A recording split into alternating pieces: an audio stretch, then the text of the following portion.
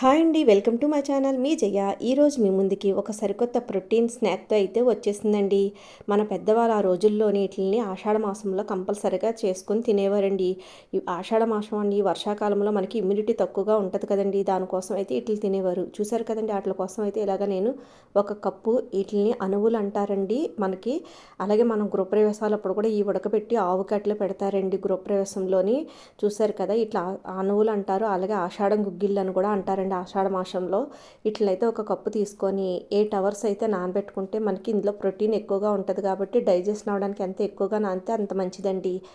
ఇట్లా ఇలా వాటర్ వేసి శుభ్రంగా కడుక్కొని ఇలా మళ్ళీ వాటర్ వేసి 8 అవర్స్ వరకు నానబెట్టుకున్నానండి. 6 కానీ 8 అవర్స్ కానీ నానబెట్టుకోవాలి. చూసారు కదా, 8 గంటల తర్వాత అయితే ఇలా బాగా నానే చూసారు కదండి.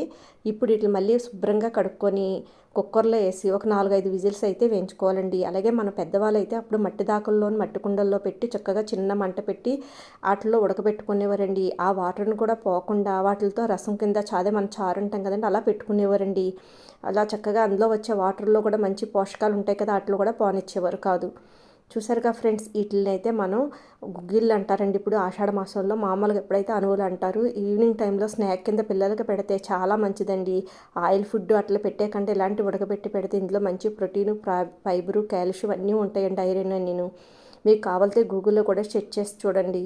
దీనివల్ల ఉపయోగాలు ఏంటి, బెనిఫిట్స్ ఏంటో తెలుస్తుంది. చూసారు కదండి, కుక్కర్లో విజిల్ వచ్చేసిన తర్వాత అయితే ఇట్లా ఆవిరిపోయిన తర్వాత మూత తీసుకొని ఇలా స్టైనర్లో వేసి వాటర్ వడబెట్టుకున్నానండి.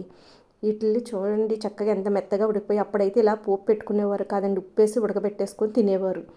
ఈవినింగ్ టైంలో కానీ మార్నింగ్ టైంలో కానీ తినేవారండి. అందుకే మంచిగా ఇమ్యూనిటీ ఉండేది, అలాగే మంచిగా యాక్టివ్గా ఉండి చక్కగా ఏ పనైనా చేసుకోగలిగేవారండి. ఇప్పుడు స్టవ్ మీద ఒక బాండి పెట్టి కొంచెం ఆయిల్ వేసానండి, ఎక్కువైతే వేయలేదు. ఆయిల్లో పోపు దినుసులు, జీలకర్ర అన్నీ వేసి ఎండుమిర్చి, కరివేపాకు అవి వేగిన తర్వాత మనం వడబెట్టి పెట్టుకున్న ఈ గుగ్గిల్ని కూడా వేసుకోవాలండి. ఇంతేనండి, చాలా సింపుల్ అని చేసుకునే ఈ గుగ్గిల్లోని ఎంత ప్రోటీను, కాల్షియము అలాగే ఇమ్యూనిటీ ఉందో మనకి తింటే తెలుస్తుందండి. అలాగే మీకు దొరకపోతే మనకి కిరాణా స్టోర్లో అయితే కంపల్సరీగా అమ్ముతారు. అలాగే మనకి మిల్లెట్స్ అవి అమ్ముతారు కదండి, వాటి దగ్గర కూడా ఉంటాయండి. పప్పు దినుసులు అమ్మే దగ్గర కూడా ఉంటాయండి ఇవి. చూసారుగా ఫ్రెండ్స్, ఎంత మెత్తగా ఉడికాయో చక్కగాను. ఇప్పుడు వీటిలో అయితే ఇలాగా మనం ఈ పోపు దినుసులు వేగాక ఇవి వేసుకొని వీటికి కొంచెం టేస్ట్ తగినట్టు సాల్టు, కారము అలాగే కొంచెం ధనియా పౌడర్ వేసుకుంటే సరిపోద్దండి. ఎటువంటి మసాలాలు అవసరం లేదు. స్పైసీ ఎక్కువ కావాలనుకుంటే కొంచెం కారం ఎక్కువ వేసుకో, పిల్లలు తినాలనుకుంటే కొంచెం తక్కువ వేసుకుంటే సరిపోద్దండి.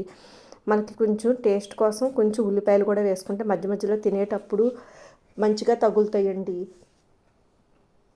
లైట్గా కొంచెం ధనియా పౌడర్ అది వేసాను చూసారు కదండి. అలాగే కొంచెం గరం మసాలా ఇవన్నీ ఒకసారి వీటికి పట్టేలాగా కలిపేసుకొని బాగాను అప్పుడు మనం కోసి పెట్టుకున్న ఉల్లిపాయ ముక్కలు, కొంచెం కొత్తిమీర ఇవన్నీ వేసుకొని తర్వాత సర్వింగ్ బౌల్లో తీసుకొని సర్వ్ చేసుకుంటే చాలా టేస్టీగా ఉంటాయండి. స్పైసీగా మధ్య మధ్యలో ఉల్లిపాయ ముక్కలు తగులుతూ.